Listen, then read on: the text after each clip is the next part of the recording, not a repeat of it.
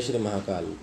आज हम आपको इस वीडियो के माध्यम से काल सर्प दोष के विषय में जानकारी प्रदान करेंगे। यहाँ पे हम आपको पूर्ण रूप से जानकारी प्रदान करेंगे काल सर्प दोष होता क्या है, किन कारणों से काल सर्प दोष का निर्माण होता है, काल सर्प दोष के नकारात्मक प्रभावों को किस प्रकार से हटाया जा सकता है, काल सर्प दोष की शांति के उपाय क्या हैं। इन समस्त बातों की जानकारी आज हम आपको इस वीडियो के माध्यम से प्रदान कराते हैं। देखिए, जब जन्म पत्रिका का अध्ययन किया जाता है तो हमें उसमें विभिन्न प्रकार के शुभ योग एवं विभिन्न प्रकार के अशुभ दोष दिखाई देते हैं। यहाँ पे काल सर्प दोष की व्याख्या की जाती है। जब हम आपकी पत्रिका निकालते हैं, जैसे आपके पास में पत्रिका रहती है, या हम मोबाइल में एस्ट्रोसेज ऐप के द्वारा आपके पत्रिका का जब निर्माण करते हैं तो सर्वप्रथम आपका नाम डालना रहता है, आपकी जन्म दिनांक, समय एवं स्थान जब हम लिखते हैं तो यहाँ पे पत्रिका का प्रारूप इस प्रकार से खुलता है। अब आप देखेंगे जन्म पत्रिका में राहु ग्रह एवं केतु ग्रह हमेशा आमने सामने बैठते हैं एवं सारे ग्रह इनके आसपास विराजित रहते हैं। अब पत्रिका में आप देखेंगे जब राहु ग्रह एवं केतु ग्रह के मध्य में सारे ग्रह फंस जाते हैं या घेरा जाते हैं तो पत्रिका में काल सर्प दोष का निर्माण होता है। देखिए, राहु ग्रह एवं केतु ग्रह सर्प ग्रह है। राहु सर्प का मुख वाला हिस्सा है एवं केतु सर्प की पूंछ वाला हिस्सा है। सर्प हमेशा कुंडली मार के बैठते हैं। जब इनकी कुंडली के अंदर सारे ग्रह विराजित हो जाते हैं, फंस जाते हैं, इनके घेरे में जब सारे ग्रह फंस जाते हैं तो पत्रिका में काल सर्प दोष का निर्माण होता है। और यहाँ पे आपके मन में ये बात आती है कि काल सर्प दोष मुझे ही क्यों लगा, मैंने ऐसा क्या कार्य किया जिसके कारण मेरी पत्रिका में काल सर्प दोष का निर्माण हुआ, एवं यह निर्माण हुआ है तो किस प्रकार से इसका समाधान किया जा सकता है। तो यहाँ पे आपके मन में 2-3 बातें आती होगी। तो यहाँ पे काल सर्प दोष की उत्पत्ति के कारण देते हैं। पहला कारण होता है आपके द्वारा या आपके परिवार के किसी भी सदस्य के द्वारा, या तो किसी सर्प की हत्या कर दी गई होगी या फिर किसी सर्प को घायल करके छोड़ दिया गया होगा। देखिए, नाग जाति देव जाति रहती है, इनकी देवताओं की तरह पूजन की जाती है। कभी भी नागों को, कभी भी सर्पों को मारना नहीं चाहिए। भगवान शिव जी के गले में सर्प है, भगवान विष्णु जी भी शेष नाग के ऊपर ही लेटे हुए हैं। हमारे शास्त्रों में सर्पों की आयु बहुत लंबी बताई गई है। जितने में हमारे 7 जन्म होते हैं उतने में नागों का एक ही जन्म होता है। अगर आप इस जन्म में किसी सर्प को मारेंगे तो वो आपका 7 जन्मों तक पीछा नहीं छोड़ेगा। या तो वह आपको प्रत्यक्ष रूप से इस जन्म में परेशान करेगा, जब आपका अगला जन्म होगा तब वह आपकी पत्रिका में आके बैठ जाएंगे और अनेकों प्रकार के दोष बन के बैठते हैं, क्योंकि वह देवता है, वो किसी भी रूप में आपसे बदला लेंगे। तो यह पहला कारण होता है काल सर्प दोष के लगने का। दूसरा कारण होता है आपके पितृ, आपके पूर्वज। आपके घर में परिवार में कोई ऐसा व्यक्ति हुआ होगा जिसकी अकाल मृत्यु हो गई होगी। देखिए, हर व्यक्ति एक निश्चित आयु लिखा के आते हैं, कोई 100 वर्ष, कोई 60 वर्ष, कोई 80 वर्ष।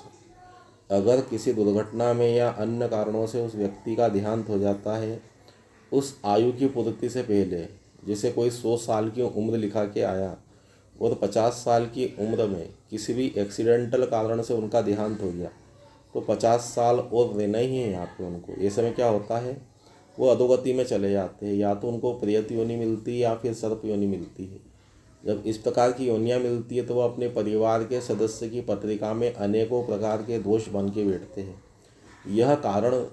यह आशा लेके बैठते कि उनके परिवार के सदस्य अवंतिका क्षेत्र उज्जैनी में जाकर के उनके निमित्त में पूजन पाठ करा के दोषों का निदान कराएंगे, जिससे उनको मोक्ष की प्राप्ति हो पाएगी। यह कारण होता है काल सर्प दोष के लगने का।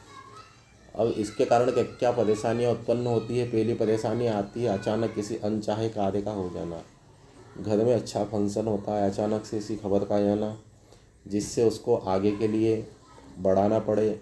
रास्ते में चलते वक्त दुर्घटना हो जाना, चोट लग जाना, हानि का हो जाना जो आपने सोची भी ना हो। इसके कारण विवाह में विलंबता आती है। शादी की बात पक्की हो जाना, छूट जाना, मंगनी हो जाना, टूट जाना। भगवान की दया से शादी हो जाती तो आपस में जो दाम्पत्य जीवन का सुख मिलना चाहिए उसमें यह कमी लेके आते हैं, आपस में मतभेद गृह क्लेश कराते हैं, वंश वृद्धि संबंधी परेशानियां भी उत्पन्न होती है। अपने द्वारा कोई सा ऐसा कार्य हो जाना जिससे समाज में अपनी निंदा हो, और आपके बनते हुए काम का बिगड़ जाना। आप 100 दिन तक मेहनत करते हैं किसी चीज़ को पाने के लिए, जब आपको पता है मेरा कल काम बन जाएगा, कल उस चीज़ को पा लूँगा, उसी समय यह प्रभाव दिखलाते हैं। वो बने बनाए काम को बिगाड़ देते हैं। जहाँ से आपने शुरुआत करी थी ये वहीं पे लाके पटक देते हैं। आपने एक गेम देखा होगा, सांप सीढ़ी का खेल, उसमें सबसे बड़ा नाग 99 पे बैठा रहता है। जब आपको पता रहता है कि मैं 100 पे पहुंचने वाला हूँ, ये 99 पे काटते वापस से अपन नीचे आके गिर जाते हैं। ऐसे ही अपने जीवन में भी होता है। आपको पता है कल मेरा काम बनने वाला है, यह कल ही प्रभाव दिखलाएंगे और आपके बने बनाए काम को बिगाड़ देंगे। देखिए इस दोष का नाम क्या है, काल सर्प दोष। काल का मतलब होता है समय, सर्प का मतलब होता है आड़ा तिरछा रेंगने वाला एक जीव। जिसकी पत्रिका में काल सर्प दोष होता है उसका जीवन भी आड़ा तिरछा ही जाता है। सबसे पहले सर्प ऊपर जाता है तो आपका समय बहुत अच्छा जाएगा, कोई दिक्कत नहीं आती है आपके जीवन में, स्वर्णिम समय रहता है आपका। और सर्प जब नीचे आने लग जाता है तो आपका ख़राब समय स्टार्ट हो जाता है। जब सर्प सबसे नीचे जाता है तब आपका सबसे ख़राब समय रहता है। सर्प फिर ऊपर जाएगा, फिर आपका अच्छा समय स्टार्ट होने लग जाता है। तो जिस प्रकार से एक सर्प की चाल होती है, ऐसी ही चाल मनुष्य के जीवन की भी हो जाती है। अब इस दोष का समाधान क्या है, किस प्रकार से काल सर्प दोष के प्रभावों को कम किया जा सकता है। देखिए प्रतिदिन शिव मंदिर जाइए एवं भगवान भोलेनाथ पे मीठा दूध शक्कर घोल के मीठा दूध शिवलिंग के ऊपर चढ़ाइए प्रतिदिन, एवं भगवान से प्रार्थना करिए। हर पंचमी के दिन शिव मंदिर में एक नारियल रख के आइए एवं काल सर्प दोष के समाधान हेतु प्रार्थना करिए। हर 14 तिथि पे, हर अमावस्या तिथि पे पीपल के वृक्ष के यहाँ पे काली तिल एवं कच्चा दूध चढ़ाइए एवं पितरों से प्रार्थना करिए। हर 14 तिथि पे एक घी का दीपक तुलसी माता के पास में लगाइए एवं अपने पितरों की शांति हेतु प्रार्थना करिए। उज्जैनी अवंतिका उज्जैन में आकर के काल सर्प दोष का विधिवत पूजन कराइए, जिसमें सबसे पहले गणेश जी माता जी का पूजन किया जाता है। उसके बाद में आपकी पत्रिका में काल सर्प दोष की शांति की जाती है। तत्पश्चात षोडश मातृका कुल के देवी देवताओं का पूजन किया जाता है। उसके बाद में आपके पितरों की शांति की जाती है। नामदेव श्राद्ध किया जाता है, जिसमें आपके पितरों का पूजन अर्चन किया जाता है। उज्जैनी अवंतिकापुरी सप्तपुरियों में से एक है। अयोध्या, मथुरा, माया, काशी, कांची, अवंतिकापुरी, द्वारकावती सेव सप्तपुरी मोक्षदायका। इसमें से अवंतिकापुरी है जहाँ पे आकर के अगर आप पितरों का पूजन कराते हैं या आपके पत्रिका में जो काल सर्प दोष रहता है इसकी शांति कराते हैं तो तुरंत तो वो काल सर्प दोष का जो नकारात्मक प्रभाव है वह पत्रिका से तुरंत कम हो जाता है। उसके बाद में 9 प्रकार के नाग रहते हैं। देखिए मनुष्य के 7 गोत्र रहते हैं।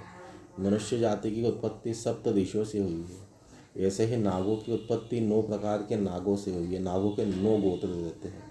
अनंतम, वासुकी, शेषम, पद्मनागम, चकम्बलम, शंखपालम, करकोटकम, कालियम, तक्षकम तथा यह 9 प्रकार के गोत्र रहते हैं नागों के। तो 9 ही प्रकार के नागों की शांति कराई है। इसमें 9 प्रकार के नवकुल नागों की शांति होती है। नाग माता मनसा देवी का पूजन होता है। इन 9 ही ग्रहों की शांति होती है। असंख्य रुद्र देवता का पूजन होता है।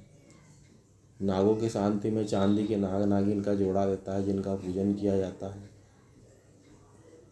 पूजन कराने के बाद में हवन किया जाता है जिसमें नागों की आहुति दी जाती है। उसके बाद में जो आप चांदी के नाग नागिन का आपने पूजन किया है जोड़े का, उसे नदी में बहाया जाता है, नदी में विसर्जित किया जाता है। जो आप वस्त्र पहन के पूजन करते हैं यहीं पे नदी पे छोड़ के जाने देते हैं। यह समस्त क्रिया के द्वारा इस दोष का समाधान किया जा सकता है। यह क्रिया हमारे द्वारा संपन्न की जाती है। हमारा वीडियो अगर आपको अच्छा लगा हो तो लाइक कीजिएगा, सब्सक्राइब कीजिएगा। जय श्री महाकाल।